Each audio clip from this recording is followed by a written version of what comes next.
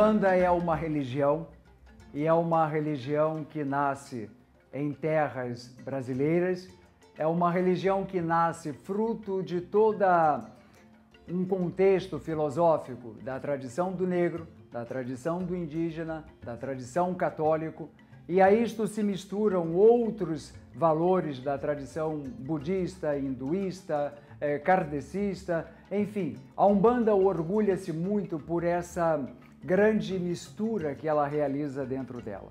Ela nasce aqui mesmo no Brasil e quando o negro chega aqui pela primeira vez, e vai misturar-se ao português e misturar-se ao indígena, e nesta mistura então surge a Umbanda. O ser humano, ele busca sempre uma data, né, no calendário para fixar o nascimento de uma religião.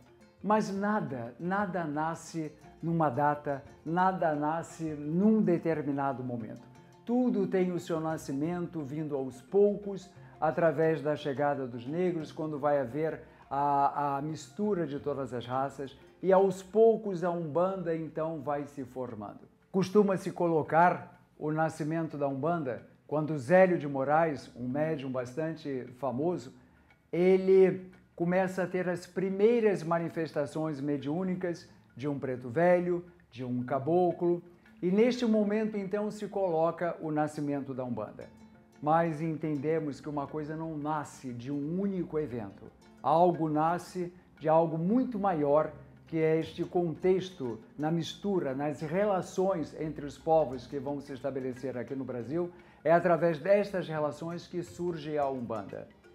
A Umbanda, ela terá origem na tradição de vários povos. Alguns até vão dizer que a Umbanda seria a tradição egípcia, do Egito Antigo, renascida em terras brasileiras. Se olharmos, formos comparar a Umbanda, seus rituais, com os rituais que eram realizados no Egito Antigo, esses rituais têm uma semelhança muito grande.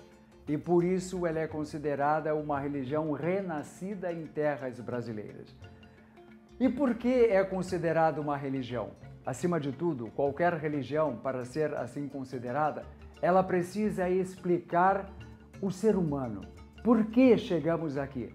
Quem sou eu? O que faço nesse mundo? Ela precisa também explicar por que o universo é o que nós chamamos de uma cosmogonia. A religião precisa buscar o entendimento daquilo que a ciência muitas vezes não consegue nos dar. E aí a Umbanda, ela não tem uma cosmogonia própria e ela vai beber da cosmogonia de outras tradições do próprio negro, não do negro banto, que vai dar origem às primeiras manifestações mediúnicas, mas do negro iorubá, que chega ao Brasil já no século XVIII, e nesse entendimento da cosmogonia do negro iorubá, a Umbanda traz também para dentro de si essa cosmogonia. E isso não traz nenhum demérito à Umbanda, uma vez que muitas religiões bebem da cosmogonia de outras religiões.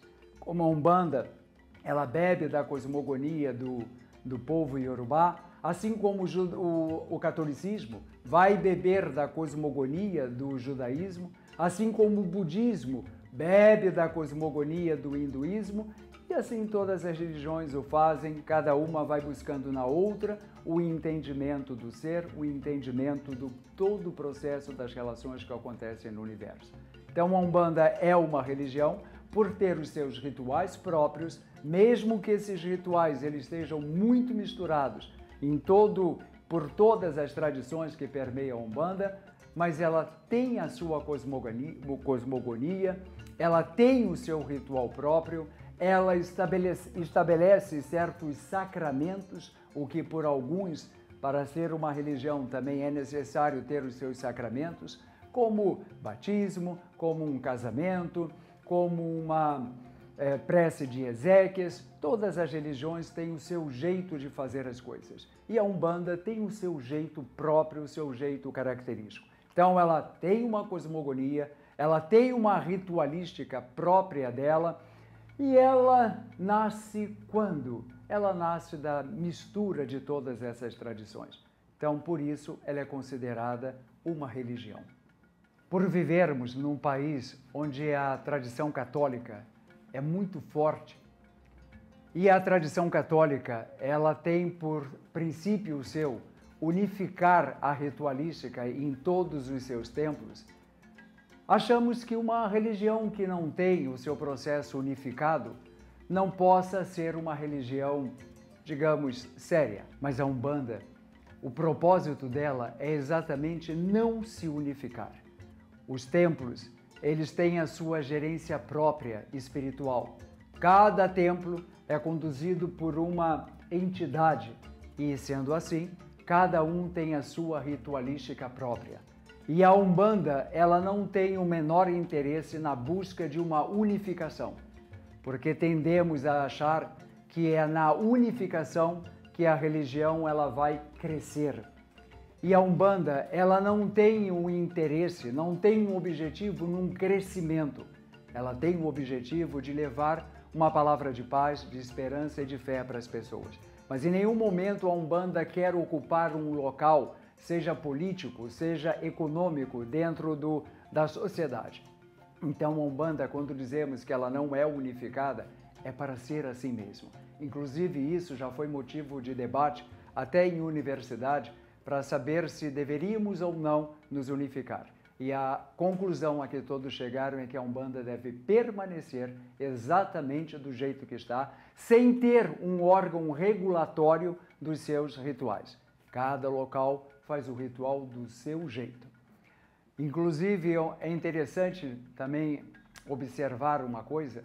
Se olharmos, como eu falei no vídeo passado, em que a Umbanda era uma religião considerada por alguns renascida da tradição egípcia, renascida em solo brasileiro, no Egito, os templos também eram totalmente independentes uns dos outros. Os templos não realizavam seus rituais de uma forma unificada.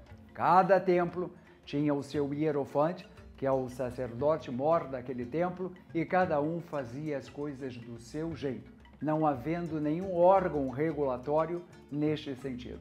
E a Umbanda, da mesma forma, ela não busca esta unificação e nem se submete a nenhum órgão regulatório. Os poucos órgãos regulatórios que tem dentro da Umbanda, não poderíamos chamá-los de regulatórios, mas são mais órgãos que buscam uma ajuda aos terreiros, porque sabemos que os terreiros, em grande maioria, dispõem de muito poucos recursos materiais, então estes órgãos visam ajudar a todos os terreiros na medida do possível, mas sem a intenção de regular a atividade ritualística daquele local. Todas as religiões, todas ou quase todas as religiões, terão os seus dogmas. E o que vem a ser um dogma? Uma verdade não discutida. Uma verdade que todos devem aceitar e não se discute aquela verdade. A Umbanda, por princípio, não aceita verdades fechadas. A Umbanda, tudo é motivo de uma especulação, tudo é motivo de questionamentos. A Umbanda não tem dogma algum e nos orgulhamos por não termos dogmas. Nos orgulhamos por estarmos abertos a qualquer tipo de questionamento. Não nos encerramos em nenhuma verdade, simplesmente deixamos as verdades abertas à discussão.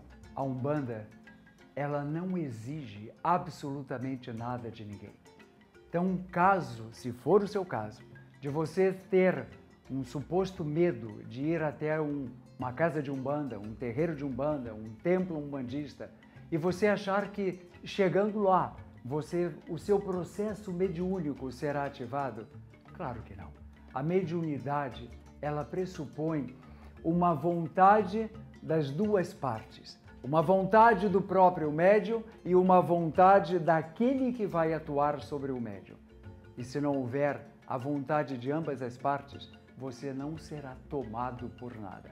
A mediunidade pressupõe, eu quero, eu vou permitir a manifestação. E aí sim, isso pode acontecer.